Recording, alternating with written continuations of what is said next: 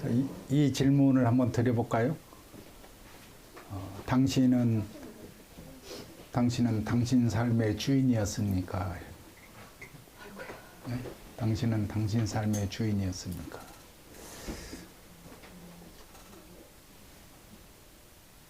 이 말이 이렇게 선뜻 이제 와닿진 않을 건데, 주체적으로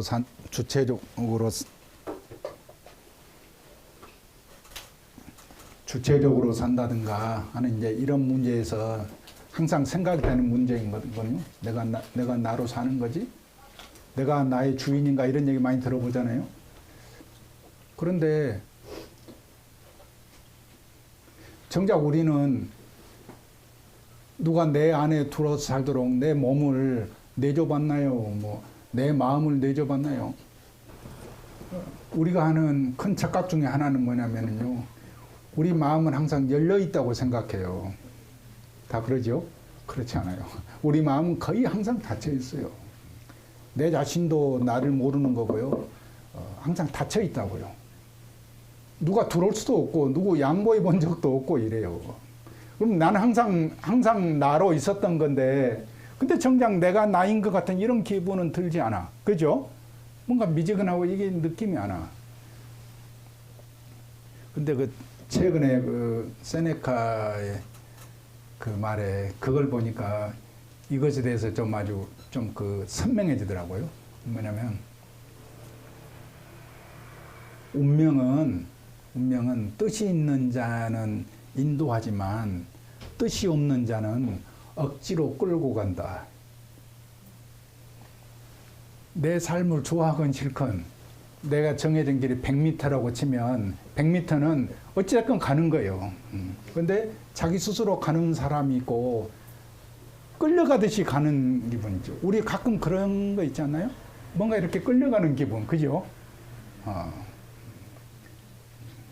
그런데 세상을 좀 더 능동적으로 살려면 그런 기분에서 일단은 벗어나야 돼요. 그럼 이제 자기 자신을 알아야 되는 건데, 세상에는 자기가 좋아하는 일을 하는 사람이 있고요, 자기가 잘하는 일을 하는 사람이 있고요, 자기가 해야 될 일을 하는 사람이 있어요. 근데 대부분 다 그렇게 생각하죠. 나는 내가 좋아하는 일을 할 거야. 그런데 그 좋아하는 거기에는 함정이 있다고요. 좋아한 것 같아서 했는데 나중에 보면 어때요? 그게 내 필드가 아니야. 인생이라는 게 뭘 하건 내 놀이터 같은 기분이 있는 사람은 아주 행복하게 삽니다. 그게 뭘 하건 내 놀이터라는 기분이 있어야 돼. 일단 뭘 하건. 근데 남이 아무리 좋아 보인다 해도 내 놀이터 같은 느낌은 없는 거예요. 이러면 이제 삶에 문제가 생기죠. 그리고 내가 좋아한다고 생각했는데 나중에 보니까 꼭 그런 것도 아니야. 우리는 우리 자신에게 속는다고요. 우리 얼굴이라는 것도 페르소나, 그래서 가면이라는 뜻이거든요. 이 퍼스널리티라는 여기에는 페르소나에서 이렇게 가면이라는 이 뜻이 있어요. 우리도 우리 자신을 잘 모른다는 거예요. 스스로 합리하고 그래요. 잘 알기 어려워요. 그래서 자기가 좋아하는 일을 한다는 여기에는 굉장히 나중에 실제 잘하는 것과 별개일 수 있다는 이 문제가 있다는 것. 그래서 자기가 잘하는 것을 할 수 있도록 해야 돼요. 그러니까 자기 인생을 봤을 때 나는 내가 잘하는 것을 그래도 하고 살았어. 이러면 누가 뭐래도 괜찮은 삶을 산 거예요. 그래서 그런 느낌을 갖도록 하고. 근데 살다 보면요, 순간의 판단에 따라서요, 한 5년, 10년이 금방 가고 나중에는 궤도 수령을 하고 싶어도 못해요. 그렇지 않습니까? 여러분, 직장도 그렇고 뭐든지 뭐 하면은 나중에 자기 부양해야 될 가족들이 있고 하다 보면 바꾸고 싶어도 못 보고 말도 못 해요. 그 내키지 않는 걸음으로 매일 출근하고 살아야 되는 이 심정이 어떻겠어요? 근데 프로테지로 보면 몇 사람이나 그렇게 사는지는 모르겠지만 적어도 반 이상은 그래요. 저도 이제 뭐 그 학교에 잠깐 이렇게 쓰면서 뭐 했지만 자기 진로, 자기 전공이 자기하고 안 맞아서 고생하는 사람들이 많거든요. 그렇죠? 근데 나중에 그것을 졸업하고 나면 얼마나 더 많은 문제가 생기겠냐고요. 그래서 아까 이제 그 나방이랑 그 얘기를 했지만은 그 얘기는 뭐냐면은 내 가슴이 뜨거워지는 거. 아, 이건 정말 내 일이라는 이런 느낌이 오는 그 일을 될 수 있으면 찾도록 해라. 또 그 일로 살 수 있으면 좋다. 이제 이 얘기밖에는 어떻게 할 수 있겠어요. 개인도 자기도 자기 자신을 모르는데 남이 어떻게 얘기할 수 있겠어요. 이건 너무나 어려운 문제라고요. 그런데 곤란한 것은 시간이 점차 흘러간다는 거예요. 예? 시간이 흘러가요, 이게. 시간이 흘러간다니까요. 시간이 흘러가면 어때요? 변한다고요. 시간이 흘러가는 게 단순히 시간이 가는 게 아니고 일의 성격이 변하게 된다고요. 이건 아주 굉장히 어쩌면 심오한 문제이기도 하면서 중요한 문제고요. 그러니까 이런 것을 잘 염두에 두고 그러면 이제 나는 또 당신은 당신 삶의 주인이었으니까. 여러분도 이제 한 60이 됐을 때 오늘의 이 이야기를 생각하면서 이 질문을 반드시 이제 할 수 있을 거예요. 한번 해보세요, 나중에. 그래서 그런 느낌을 자기가 일단은 잘할 수 있는 일, 이제 그렇게 하는 게 이제 좋겠다 이런 얘기를 하고 그 이제 운명이라는 거, 그러니까 이제 자기가 해야 될 일을 한다고 했을 때 이것은 대단히 높은 차원의 사람들만 그렇게 할 수 있어요. 예? 수준이 영적이 됐건 뭐가 됐건 좀 높은 차원에 있는 사람만이 자기의 사명감을 알고 그렇게 한다고요. 그러니까 이제 그 운명이라는 것도 우리 동양은 이제 뭐 모호하게 뭐 하늘이 준 거다 뭐 이렇게 얘기하는데 이제 서양 같은 데는 그 운명의 여신이죠. 그 모이라이라고 하는 그 운명의 여신인데 거기는 이제 세 자매가 있어요. 첫째 이제 클로터가 있고 라케시스가 있고 아트로포스가 있잖아요. 그러면은 클로터는 뭐냐면은 씨를 잡는 거, 씨를 뽑아내는 거 있잖아요. 잡고 그다음에 라케시스는 그걸로 이제 씨줄 날줄로 해서 옷감을 짜. 그리고 마지막에 이제 아트로포스는 그것을 이제 그 끝을 내는 거예요. 자르는 거. 그래서 마지막 그 여신은 그 얼굴도 좀 까맣고 좀 무섭게 이렇게 암울하게 그려진다고 이렇게. 그러니까 서양 사람들은 그 운명을 생각할 때 뭐냐면은 나에게 할당된 시간이다. 이제 이런 생각을 이제 가지고 있으니까 이런 신화적인 이야기를 이제 만들어내는 거죠.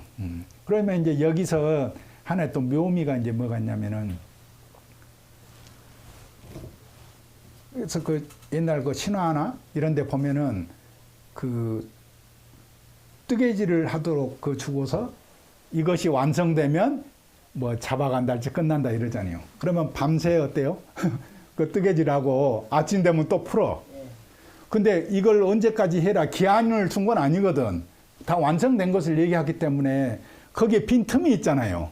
그러니까 이제 신화랄지 옛날 이야기도 그렇게 읽는 거예요. 이야기를 그 속에 함의하고 있는 게 뭐예요? 재량권이 있는 거예요. 그 속에서 하면 돼. 밤새 하고 또 풀고. 그래서 저는 그 어렸을 때 그 누님이 그 뜨개질을 이렇게 좋아해서 보면 하고 이렇게 하던데 내가 아마 좀 배우고 싶다면 배워보고 싶은 것이 뭐냐면 나는 그 뜨개질하는 사람이 그렇게 그 아름다워 보이대요. 예. 어렸을 때 누님을 봐서 그런지 모르겠는데 근데 나중에 보니까 이제 모든 문화권에서 신화랄지 그런 이야기에 이 뜨개질에 이제 이 함의가 있는 거예요. 정해진 속이지만 그 속에서 그 자기 나름대로 이렇게 그 묘용이 있어. 쓸 수 있는 게 있어요. 네, 이렇게 하든.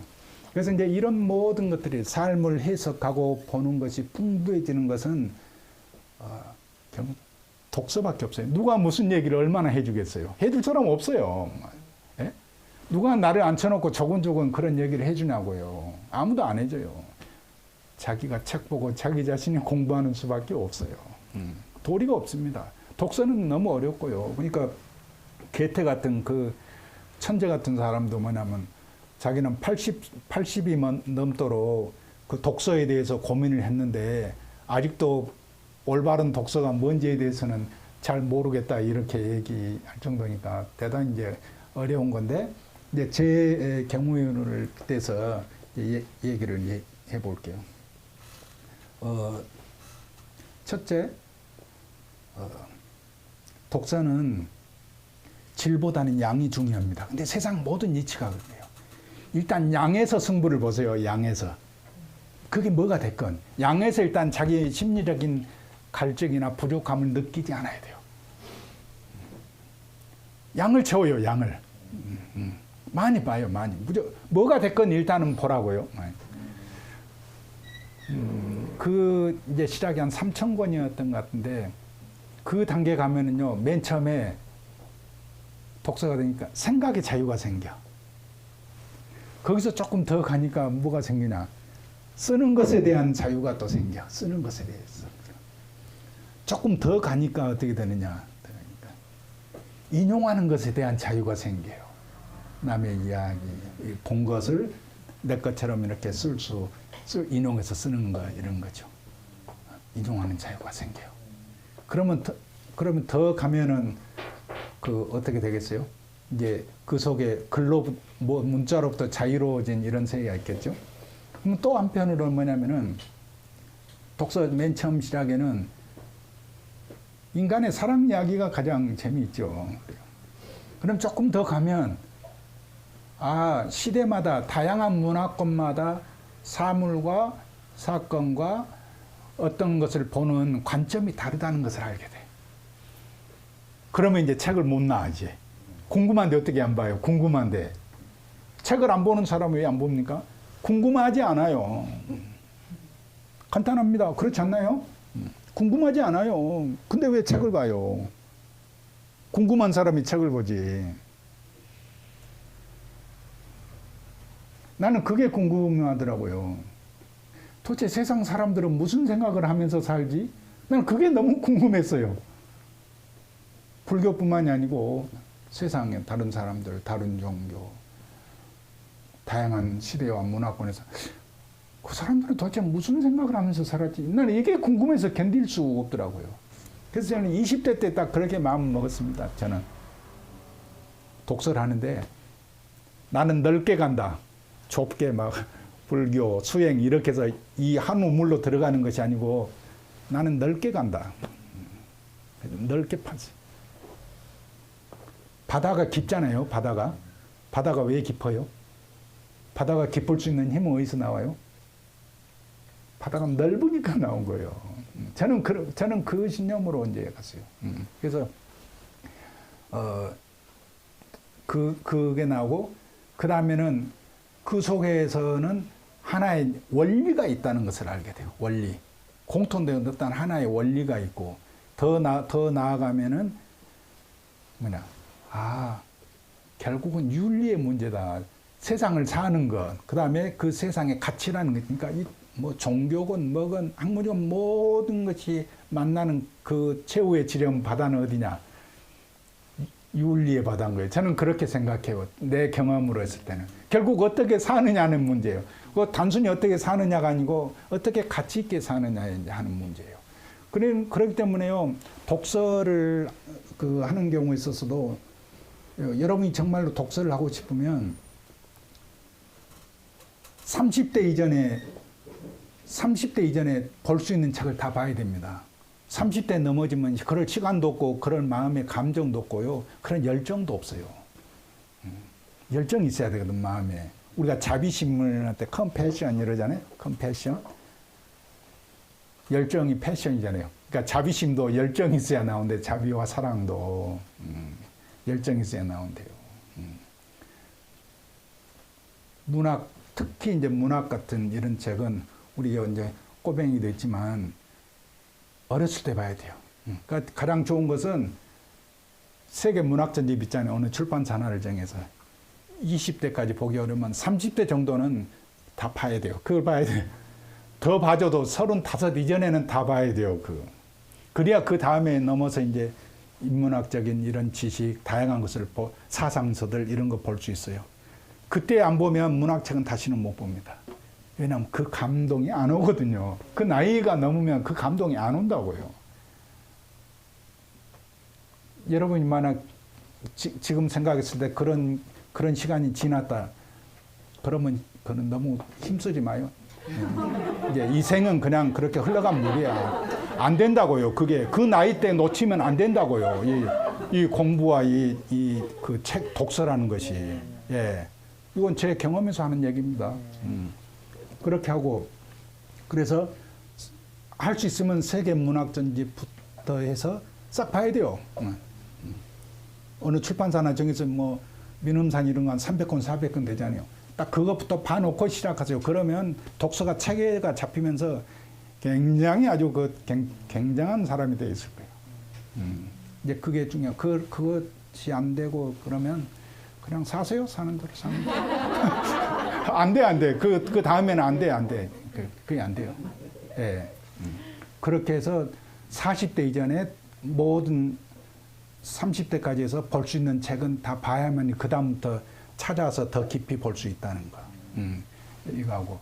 그리고 이제 또 하나 중요한 것은 그렇게 봐야만이 보다 보면은 뭐가 이제 걸리냐면 다양한 문화권에 있잖아요. 다양한 문화권에 고전들이 있어요. 어디 문화권에 가면 무슨 예를 들어서 중동 같은 데 가면 길가메시 서사시 있잖아요. 그럼 첫 번째 그러냐면 길가메시는 세상을 이리저리 돌아다녔다. 왜 돌아다니겠어요? 나름대로 뭔가 생각이 찾는 것이 있는 거지. 예? 그냥 다닌 사람한테 돌아다녔다고 이러지 않잖아요. 길가메시는 세상을 이리저리 돌아다녔다. 뭘 찾고 싶었을까? 벌써 막 가슴이 뛰잖아요. 그러니까 각 문화권에 그런 책들이 있다고요. 그런 책들은 다 봐야 되는 거예요, 이제. 그리고 또 보게 돼요. 이제 독서에 대한 그 일면으로 얘기가 뭐냐면 제가 한 몇 년 전에 그 제주도에 뭐 강연이 하나 있어서 아주 뭐 풍랑이 세찬 그 밤에 그 다른 비행기가 저 비행기가 뜨고 나서 다 개랑이 됐는데 그때 가서 이제 제가 이제 그랬죠. 나를 좀 바닷가에 좀 데려다다오. 산에 있는 사람은 바다 가보고 싶거든요. 근데 막 얼마나 풍랑세니 바다 쪽으로 보니까 아무것도 없어요. 그 두렵기도 하고 그 세찬 그 속에서 그걸 보고 있으니까 바다로 떠난 사람은 다 그 위험을 무릅쓰고 간 거잖아요. 그래서 그런 말이 그때 떠오른 말이 그거라. 배는 항구에 있을 때 가장 안전하지만 그것이 배의 일은 아니다. 배인데 한 번도 바다로 나가보지 않은 배, 그건 배가 아닌 거예요. 그 목재소에 있는 나무와 다를 게 하나도 없는, 그건 이미 배가 아닌 거예요. 바다에 가서 부서져 봐야 그게 배인 거예요. 나가봐야 돼요. 우리 삶도 마찬가지예요. 인간이 생각을 고결하게 하고 생각을 또 많이 하고 말하자면 이렇게 뭔가 이렇게 고준한 삶을 사는 이 사람한테 사람 낫다고 얘기하는 게 그냥 사는 사람한테 그렇게 배의 얘기처럼 그렇게 할 수는 없겠죠. 그래서 가치 있는 삶을 살라는 게 바로 그런 거예요. 자기가 잘하는 일 그걸 해야 인류에 도움이 될 거 아니에요. 우리가 무슨 코로나 백신을 만들고 다 그렇지는 않아도 각자 살아갈 이유가 있고 삶에 보람이 있는 것은 뭐 어때요? 나에게 맞는 길을 가는 거예요. 그럼 그럴 수 있거든.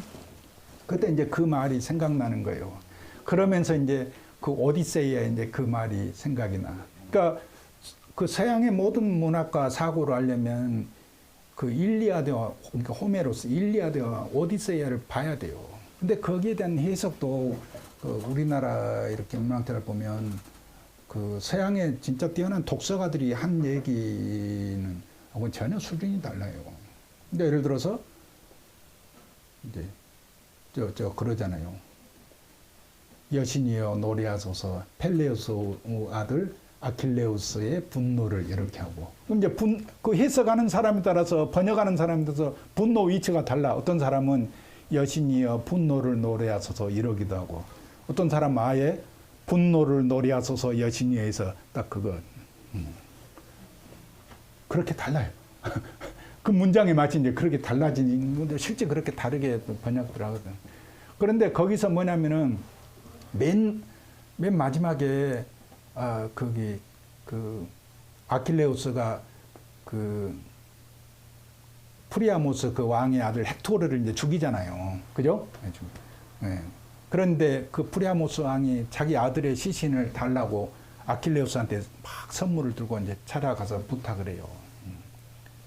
그러니까 그 어떻게 되냐면 이제 그 아킬레우스는 자기 아버지 같은 분이잖아요. 그 프리아모스 왕을 보면서 자기 아들의 시신이라도 찾고 싶은 그 아버지를 생각하고, 이 프리아모스 왕은 아킬레우스를 보면서 이거 용맹한 내 아들을 떠올리고 얼마나 그 교차돼요. 그래서 둘이 막 부둥켜지 않고 울지요. 그게 이제 맞아 호메로스 일리아드의 핵심인 거예요. 그러면서 그 호메로스가 아킬레우스가 그러거든요. 우리는 우리의 슬픔을 마음 깊이 묻어두어야 됩니다. 이러고. 거기서 교훈은 뭐냐? 이 세상에 누구도 승자일 수 없다는 거예요. 그래서 일리아드는 사람들이 이익이 상충되는 모여드는 곳이니까 세상의 모든 도시, 땅을 얘기하고, 오디세이는 뭐 어때요? 세상의 모든 여행, 그리고 사람인 거예요. 여행, 사람.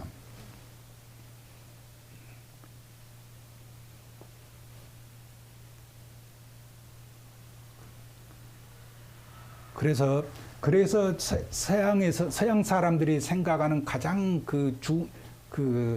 어떤 그 사회성 이런 데서 가장 중요하게 생각하는 것은 뭐냐면, 내가 귀한 것은 상대에게도 귀한 거고 이런 거겠죠. 그래서 뭐가 나오느냐?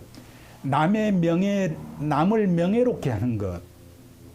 이게 그 사람들이 서양 사람들이 가장 중요하게 생각하는 겁니다.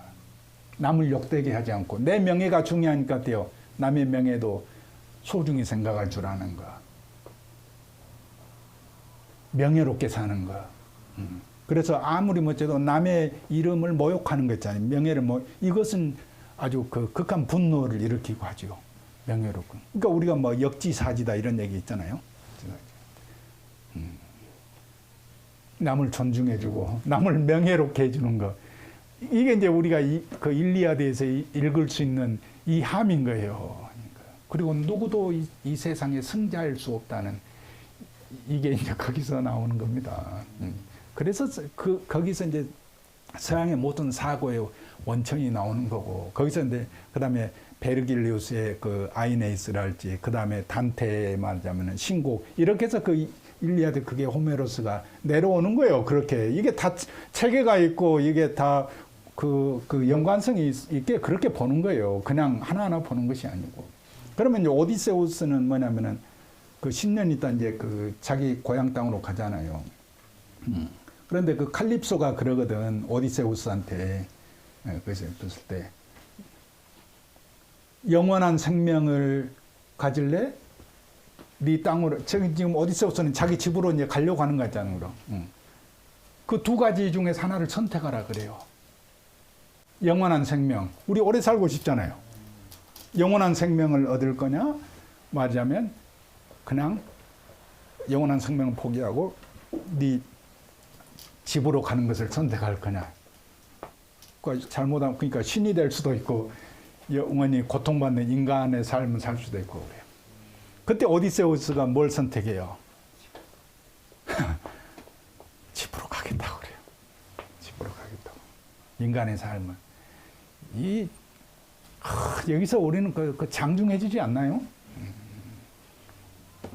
이게 이제 최근에 거기 올 겨울 가기 전에 마지막 거기 좀 의미 있는 일을 하고 싶어가지고 옛날에 거기 뭐 단편으로는 봤는데 그 까미 전집을 7권짜리 이렇게 그 사놓은 곳이 있었는데 그 전집으로는 한 번에 이제 안 본 그대로 이제 있었어요. 그래가지고 올해 가기 전에 이 전집인 한번 이렇게 보면서 마무리하자고 이제 보는데 바로 이제 그 까미에 이제 이 부분의 이야기를 어제 그제 읽었어요.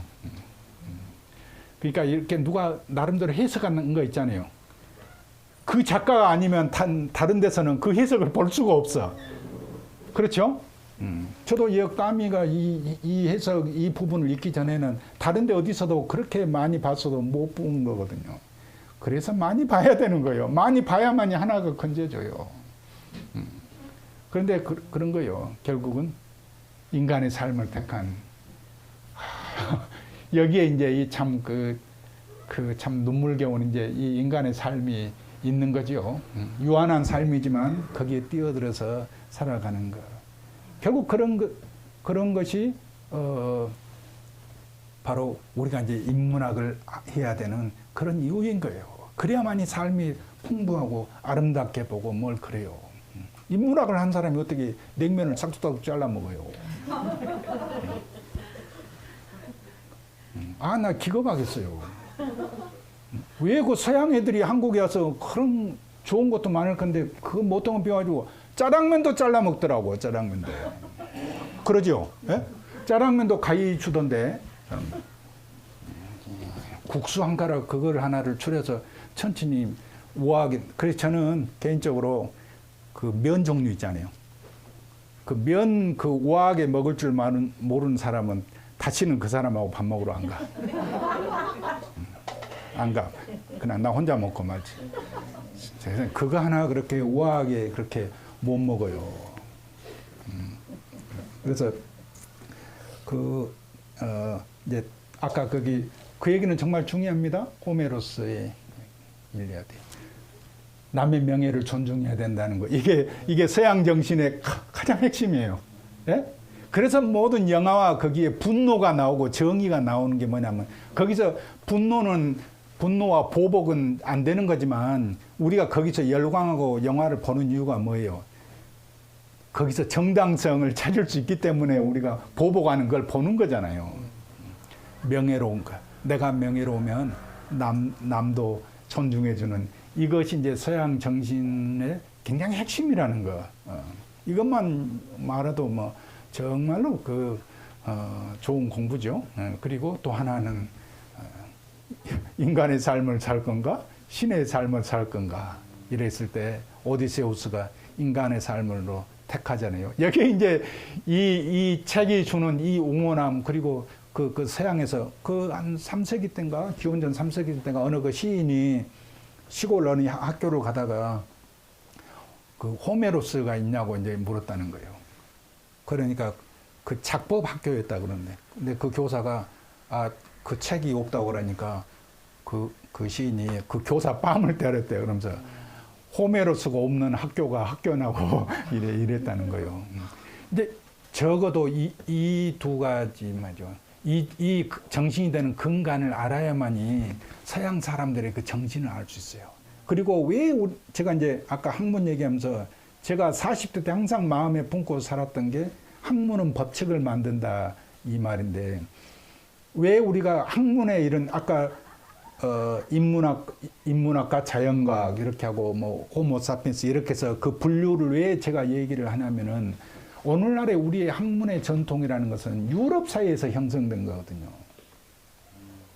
유럽 사회에서 형성이 된 거예요. 이 체계와 분류와 모든 그 이론적인 그 체계가. 그렇기 때문에 반드시 유럽식의 사고와 유럽식의 언어와 이 사람들의 사유 방식을 그래서 알아야 됩니다.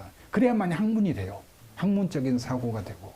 근데 그걸 모르면은 폭이 절대 깊어지지 않습니다. 깊이 가지지 않습니다. 그래서 그걸 봐야 돼. 아셨죠? 그래서 제가 학문을 얘기하고 체계를 얘기하고 법칙을 얘기하는 게 바로 그래서 얘기하는 겁니다. 모래로 밥을 하면 밥이 돼요, 안 돼요? 안 되죠. 왜 안 돼요? 되는 법이 없으니까 안 되는 거예요. 그 법이 있잖아요. 그 되는 법이 없는 거예요. 쌀로 밥을 하면 돼요, 안 돼요? 왜 돼요? 되는 법이 있으니까 되는 거지. 그렇다고요. 이렇게. 그리고 저 예를 들어서 나무가 있거든. 나무에 그 무늬가 있죠. 나무의 무늬는 누가 만들어요? 나무 자연이 만드는 거예요, 자연이. 우리의 생명 누가 만들어요? 생명이 뭐 언제 살다 끝나고 이것은 누가 정해요? 이건 자연이 정하는 거예요, 자연. 그리고 우리는 그 속에서 어찌 보면 할당된 만큼 또 그러면서도 그 속에서 이제 뜨개질하듯이 그렇게 또 그 속에 이제 빈틈이 있고 이렇게 사는 건데 그래서 우리 생명이 본래 가지는 그런 그 활기차고 유쾌하고 어찌 보면 풍부하고 아름답고 이런 것들은 우리 스스로 읽어야 되고 그럴 때만이 내가 이제 주인으로서 사는 이 강박 억지로 끌려가는 것 같은 이런 기분이 아니고 뭔가 내 스스로 이렇게 나가는 것 같은 이런 기분 뭔가 차이가 있는 것은 여러분도 감하시죠? 그렇게 주지 않겠는가 생각합니다. 그래서 이제 오늘 얼른 정리를 하면 우리 이제 이태원에 있던 이제 뭐 그런 얘기를 했고 또 뭐 탈레스의 얘기 있고 삶의 경이로움, 법칙, 그래서 호모사피엔스 그리고 이제 그 학문의 인문학과 자연과학이라는 이제 이 부분에 이야기를 했고요. 그다음에 이제 독서에 있어서의 그리고 이제 내가 좋아하는 것을 할 거냐, 잘하는 것을 할 거냐, 잘하는 것을 하는 것이 훨씬 유리하고 좋다. 이제 그런 이 말씀을 드렸고, 독서의 한 예로서, 그러니까 이제 다양한 문화권의 사람들이 책은 반드시 봐야 된다. 반드시 봐야 돼. 길가메시 서사시 같으면 길가메시는 세상을 이리저리 돌아다녔다. 그 먼 옛날에 그는 뭘 알아서 뭘 찾고 싶어서 그렇게 다녔을까. 이제 그런 생각하면 마음이 막 뜨거워지잖아요. 그다음에 호메로스. 그 일리아드에서는 남의 명예를 더럽히지 말고 명예롭게 하는 것. 그다음에 오디세이에서는 뭐지? 인간의 삶으로 뛰어드는 이 참 어찌 보면 처절하고 눈물겨운 건데 우리 삶은 그 속에서 있다는 것. 그리고 우리에게 벌어지는 모든 것은 삶과 죽음이라는 것도 모든 것은 자연이 정한다는 것. 그러니까 거기 맡겨두면 돼요. 그리고 내가 오늘 살 걸 사면 되는 겁니다.